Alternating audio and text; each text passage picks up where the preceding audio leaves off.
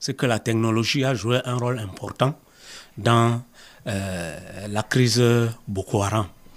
Et autant par les terroristes que par les acteurs engagés dans la riposte contre eux. Je crois que la guerre, c'est davantage le renseignement. Et le renseignement, c'est aussi la communication. Donc, Boko Haram a mis à profit les téléphones portables, les tourayas et autres pour communiquer avec ces réseaux pour, par exemple, connaître la position, par exemple, des brigades, des bataillons et autres. Et aussi avoir des renseignements précis dans des zones où ils voudraient attaquer. Hein? Et là, grandement, tous leurs complices, c'est à travers les téléphones qu'ils ont toujours communiqué. Et on a vu de manière extraordinaire comment est-ce que Boko Haram détient des renseignements aussi impressionnants et arrive donc à venir commettre des forfaits à des moments où les gens ne s'attendaient pas, justement parce que Boko Haram avait mis en place un vaste réseau de communication, un vaste réseau de renseignement où le téléphone portable ou bien les téléphones satellitaires ont joué un rôle très très important.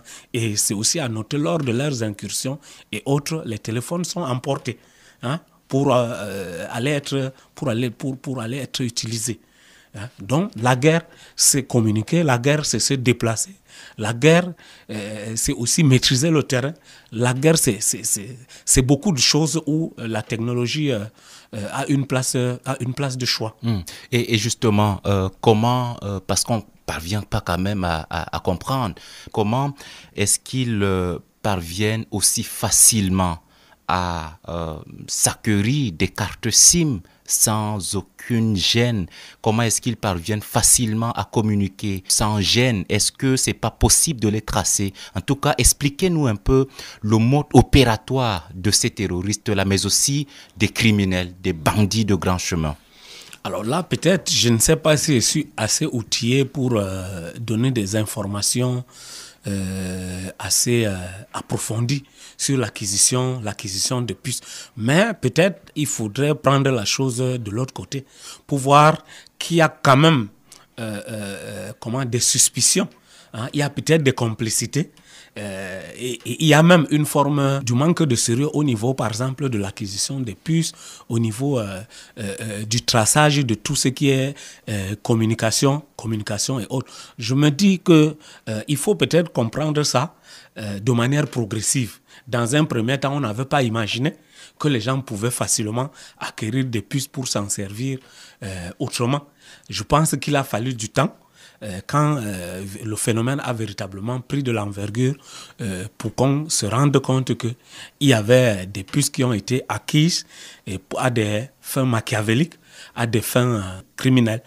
Et on a vu comment est-ce que nombre de personnes, des complices ont été à un moment donné pris dans les pièges parce que justement, ils étaient en communication et on a réussi à les traquer. Donc c'est aussi ça participe de la dynamique des sociétés humaines où parfois on ne se rend pas compte que une chose qui doit servir plutôt utilement peut être exploitée à des fins de destruction. C'est le cas avec tout ce qui s'est passé.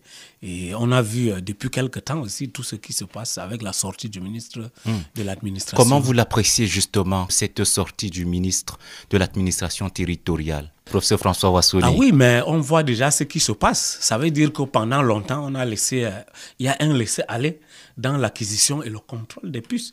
Si n'importe qui peut acquérir des puces et l'utiliser à n'importe quelle fin, à ce moment-là, je pense qu'il y a lieu de s'inquiéter véritablement et il y a surtout lieu de prendre des mesures rapides pour qu'on mette fin à ce phénomène qui est dangereux, qui destructeur. Revenons encore un peu au mode opératoire, puisque c'est ce qui nous intéresse le plus, professeur François Wassouni. Est-ce que vous pouvez nous tracer au moins le schéma? Comment est-ce qu'il opère? Est-ce que ils ont des relais d'information introduits parmi les populations? Ce sont ces relais-là qu'ils appellent. Est-ce que vous pouvez aussi nous donner quelques détails sur à la fois l'acquisition de l'information, mais aussi la demande de rançon? Si Boko Haram a atteint le niveau, l'envergure qu'il a atteint, c'est aussi parce que pendant longtemps, Boko Haram avait des complices. Et on a pris du temps pour s'en rendre véritablement compte. Et on a vu progressivement comment est-ce qu'avec le renseignement, peut-être il faut regarder aussi comment le phénomène a évolué.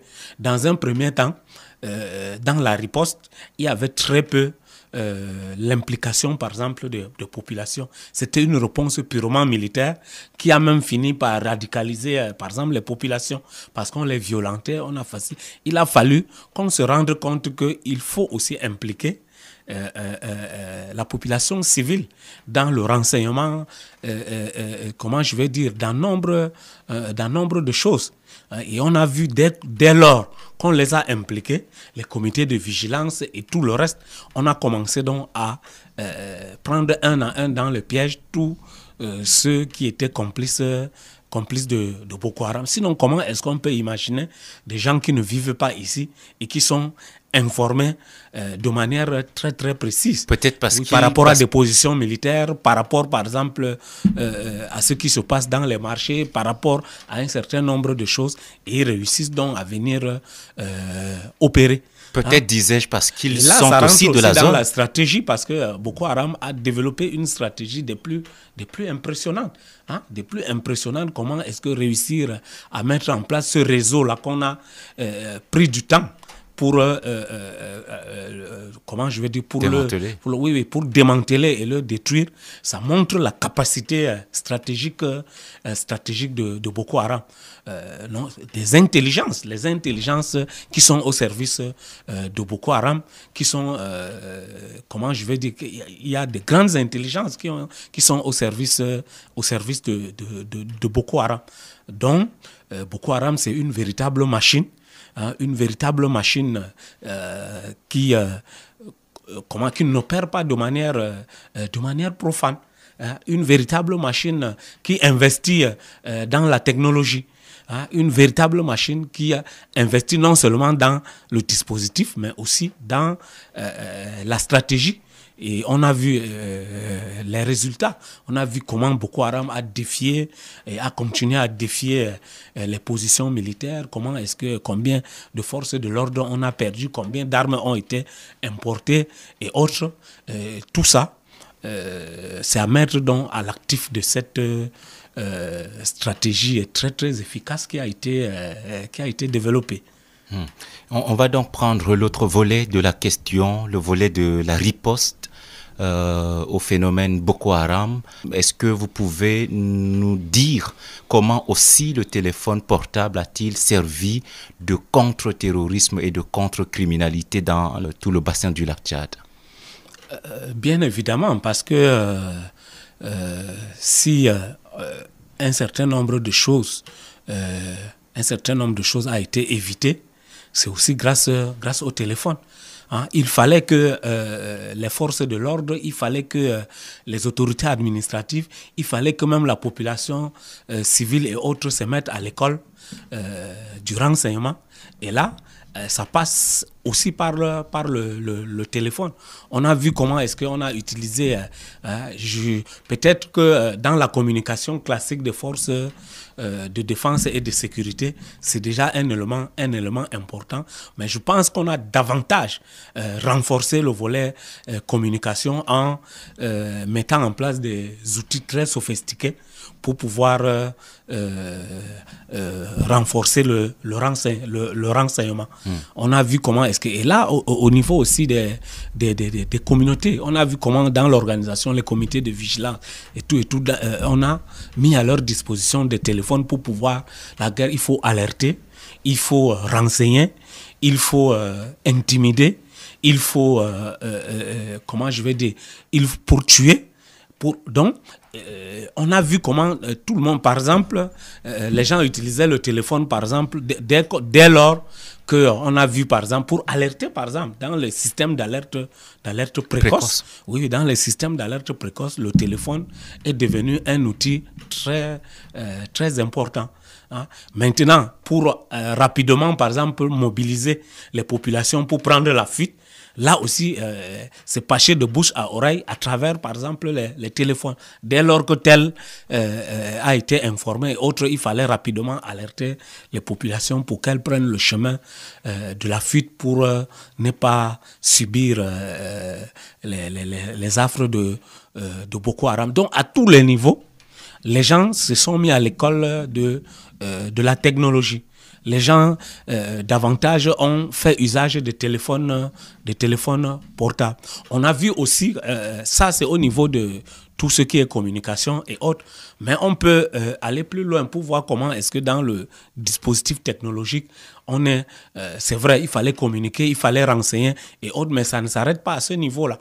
Maintenant, comment est-ce que dans l'affrontement, hein, le terrain de la guerre proprement dit. Et dans ce couloir, justement, la technologie a aussi été fortement mobilisée, dites-vous. L'artillerie lourde de part et d'autre. On a vu comment est-ce que dans Quand vous dites de part et d'autre, ça veut dire que à la fois du côté de Boko Haram, mais aussi du côté des forces de défense et sécurité. Des forces de défense et sécurité. On a vu comment est-ce que au tout début de la crise, Boko Haram avait une certaine supériorité.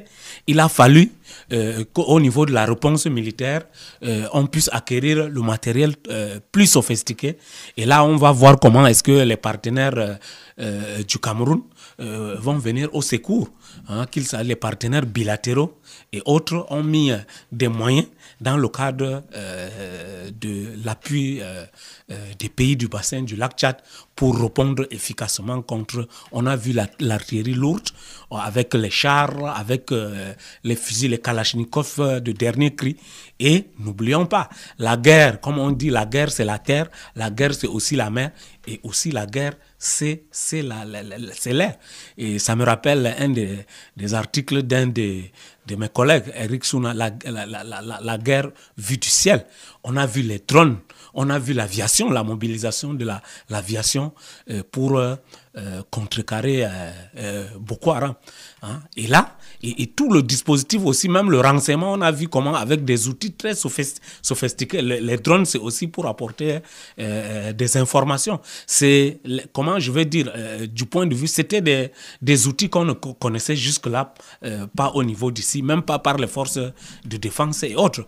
On a vu comment est-ce que à tout moment, toi et moi avions entendu les bruits des avions et autres aller sur le terrain de la guerre. On a vu les drones qui ont commencé à circuler par-ci, par-là.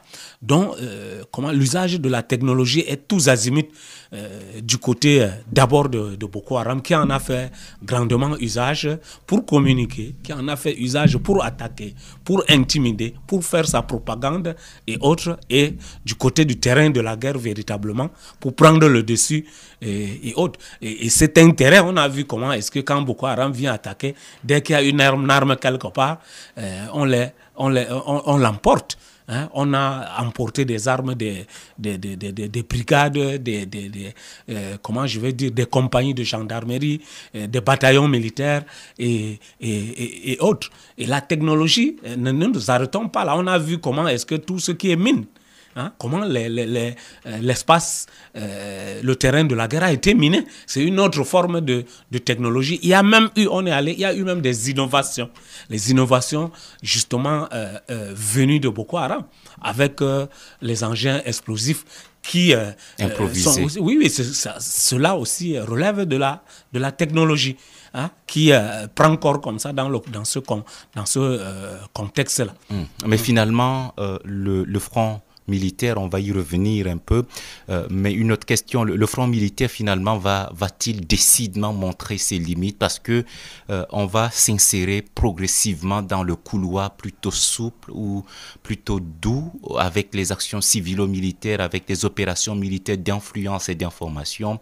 Est-ce que là n'était pas le piège que de s'engager pleinement dans le couloir du front militaire avec l'acquisition des moyens technologiques les plus sophistiqués mais avec peu de résultats? Mais il faut comprendre, il faut prendre les choses dans leur contexte. Je crois que la réponse militaire rigide valait la peine dans un environnement, dans un contexte où on voyait comment les incursions de Boko Haram étaient assez effrayantes. Donc il fallait ça, mais sans toutefois oublier, comme vous le dites si bien, on ne gagne pas la guerre seulement par les armes, il faut aussi gagner la guerre par les cœurs. Hein, d'où l'importance de tout ce qui est action civilo-militaire et surtout toute l'implication du dispositif civil aussi dans le renseignement et autres. On a vu aussi comment les comités de vigilance ont été mis à contribution. Et là, il faut aussi dans tout ce que dans le dispositif technologique, il faut aussi signaler l'apparition d'autres outils. On a vu par exemple les portiques de sécurité, on a vu comment étaient les détecteurs de métaux, on a vu tout ça, c'est des nouveautés technologiques qui ont vu le jour utilisées justement par des sociétés civiles. Voilà, au niveau des banques, au niveau de ceci, au niveau des établissements scolaires, au niveau de ceci. Ça, c'est la nouveauté technologique qui a vu le jour. Induite par la crise Boko Haram. La crise Boko Haram, pour éviter que les gens fassent des incursions, immixtions par exemple dans des établissements et autres pour poser les engins. Donc il y a une utilisation tous azimuts de la technologie. Il y a l'apparition des dispositifs dont on ne connaissait pas véritablement, aussi bien du côté civil que du côté militaire. On peut parler d'une forme de sophistication des outils de la guerre, des outils de renseignement, des outils de communication dans ce contexte trouble, dans ce contexte guerrier, quoi. Mais finalement, question d'auditeur, professeur François Ouassouni, avec cette sophistication de l'outil guerrier dont vous parlez, est-ce qu'il n'est pas possible de tracer les terroristes d'où ils sont? Moi, je dis que dans tout ce qui se passe, il y a aussi davantage, puisqu'on ne parle que des complicités, on parle de complicités. Ça veut dire qu'il y a lieu toujours de renforcer dans le cadre des politiques publiques en matière de sécurité. Cela nécessite beaucoup plus de rigueur, beaucoup plus de sérieux, beaucoup plus de vigilance surtout. Parce que l'ennemi, il ne dort jamais. Et c'est pas seulement un problème au niveau du Cameroun. L'usage aujourd'hui des technologies émergentes par les terroristes, ça a fait l'objet d'ailleurs du le comité de lutte contre le terrorisme du Conseil de sécurité. Des Nations Unies. Il me souvient qu'en octobre 2022, il y a eu toute des assises qui se sont tenues à Mumbai et à New Delhi pour poser sur la table cette question de l'usage des technologies émergentes par les terroristes et qui causent des dégâts à travers le monde. Donc, ça me permet de revenir sur ce qu'Einstein disait. La technologie a finalement est devenue un véritable problème pour l'humanité. On a vu comment dans le cadre de la Première Guerre mondiale, comment la bombe atomique, ça relève aussi de la technologie.